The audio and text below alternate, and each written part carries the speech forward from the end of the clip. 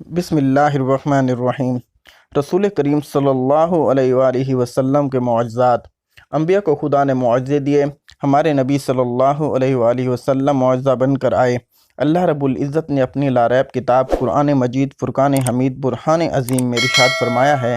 ترجمہ: اے لوگو، بے شک تمہارے پاس اللہ کی طرف سے ایک واضح دلیل آ گئی ہے اور ہم نے تمہاری طرف ایک روشن نور اتارا ہے۔ سورۃ النساء آیت نمبر 871۔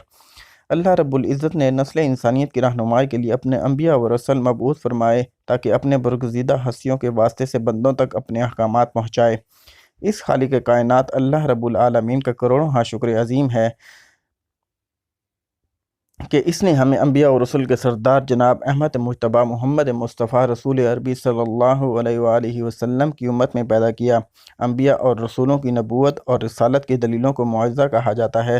اللہ تبارک و تعالیٰ نے ہر نبی کو اس کی نبوت اور رسالت کے ثبوت کے لیے دلیل کے طور پر معجزات عطا کیے، جن کو لوگوں کے سامنے پیش کر کے انبیاء اور رسولوں نے اپنی نبوت اور رسالت کا ثبوت پیش کیا۔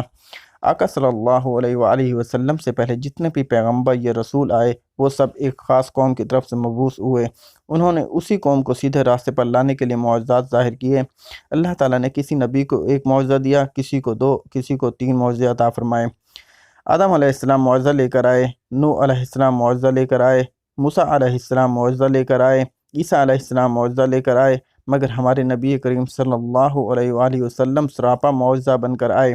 آپ صلی اللہ علیہ وآلہ وسلم کا دیکھنا معجزہ، آپ صلی اللہ علیہ وآلہ وسلم کا بولنا معجزہ، آپ صلی اللہ علیہ وآلہ وسلم کا بیٹھنا معجزہ، آپ صلی اللہ علیہ وسلم کی ذات، آپ صلی اللہ علیہ وآلہ وسلم کی صفات، آپ صلی اللہ علیہ وآلہ وسلم کی ہر ادا معجزہ ہے۔ اللہ تعالیٰ نے دوسرے انبیاء کرام علیہ السلام کو جو معجزات عطا فرمائے وہ صرف ان کی ظاہری حیات مقدسہ تک دیکھے جا سکتے تھے۔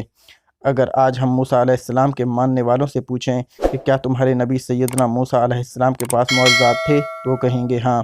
اگر ان کو یہ کہا جائے کہ اس وقت ہی موسیٰ علیہ السلام کو معجزہ دکھا سکتے ہو تو وہ کہیں گے ان تمام معجزات کو ان کی ظاہری حیات مقدسہ میں ہی دیکھا جا سکتا تھا، اب ہم نہیں دکھا سکتے۔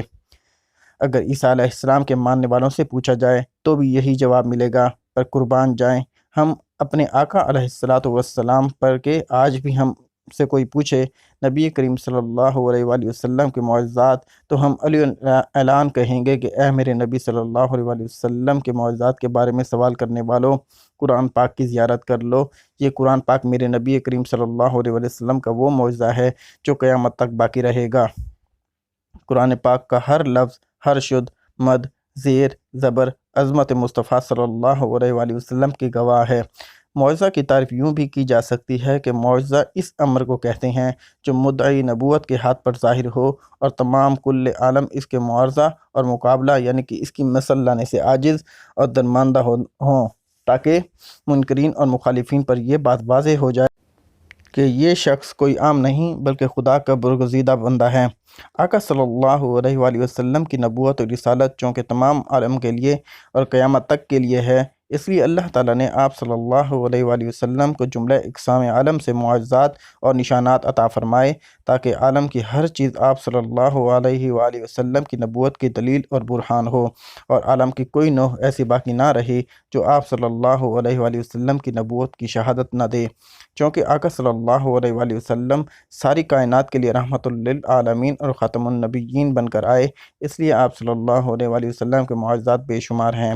حضرت عبداللہ بن عباس رضی اللہ تعالی عنہ سے روایت ہے، وہ بیان کرتے ہیں کہ ایک اعرابی حضور نبی کریم صلی اللہ علیہ وآلہ وسلم کے بارگاہ اقدس میں حاضر ہوا اور عرض کیا، مجھے کیسے علم ہوگا؟ آپ اللہ تعالیٰ کے نبی صلی اللہ علیہ وآلہ وسلم ہیں۔ آپ صلی اللہ علیہ وآلہ وسلم نے فرمایا، اگر میں کھجور کے اس درخت پر لگے ہوئے اس کے گچھے کو بلاؤں تو کیا تو گواہی دے دے گا کہ میں اللہ تعالیٰ کا رسول ہوں؟ پھر آپ صلی اللہ علیہ وآلہ وسلم نے اسے بلایا تو وہ درخت سے اترنے لگا، یہاں تک کہ حضور نبی کریم صلی اللہ علیہ وآلہ وسلم کے قدموں میں آ گرا۔ پھر آپ صلی اللہ علیہ وآلہ وسلم نے اسے فرمایا، واپس چلے جاؤ، تو وہ واپس چلا گیا۔ اس عرابی نے نباتات کی محبت و اطاعت رسول اللہ صلی اللہ علیہ وآلہ وسلم کا یہ منظر دیکھ کر اسلام قبول کر لیا۔ ایک مرتبہ مشرکین مکہ آقا صلی اللہ علیہ وآلہ وسلم کے پاس آئے اور کہنے لگے، اگر آپ اللہ پاک کے سچے رسول ہیں تو چاند کے 2 ٹکڑے کر کے دکھائیں۔ تو آپ صلی اللہ علیہ وآلہ وسلم نے فرمایا، پھر کیا تم مجھ پر ایمان لاؤ گے؟ उन्होंने कहा, अगर आप चाँद के 2 टुकड़े फरमा दें तो हम आपका कलमा पढ़कर मुसलमान हो जाएंगे। चनाचा इस रात चाँद की 14 तारीख थी। चाँद अपने पूरे शबाब के साथ चमक रहा था। जो ही आका अलैहिस्सलातु वस्सलाम ने अपनी अंगश्त मुबारक से चाँद की तरफ इशारा किया तो चाँद 2 टुकड़े हो गया। हज़रत अबू ज़ैद अंसारी रज़ी अल्लाह ताला अन्हु रिवायत करते हैं कि हज़ूर नबी अकरम सल्लल्लाहु अलैहि वसल्लम ने मुझे फ़रमाया, मेरे करीब हो जाओ। फिर मेरे सर और दाढ़ी मुबारक पर अपने दस्त मुबारक फेरा और दुआ फरमाई, इलाही इसे ज़ीनत बख्श और इसके हुस्न जमाल का दवाम अता फरमा। रावी कहते हैं कि उन्होंने 100 साल से ज़्यादा उम्र पाई, लेकिन इनके सर और दाढ़ी के चंद बाल ही सफ़ेद हुए थे। इनका चेहरा साफ़ और रोशन रहा और ताज़ा में आखिर एक ज़रा भर शकन भी चेहरे पर नमादार न हुई। सैयदना अनस रज़ी अल्लाह तआला अन्हु से रिवायत है कि एक अंसारी घराने में एक ऊँट था जिस पर वो खेती बाड़ी के लिए पानी भरा करते थे। वो इनके काबू में ना रहा और इन्हें अपनी पुश्त पानी लाने के लिए इस्तेमाल करने से रोक दी। सारे सहाबा हजूर नबी करीम सल्लल्लाहु अलैहि वसल्लम की बारगाह अक़दस में हाजिर हुए।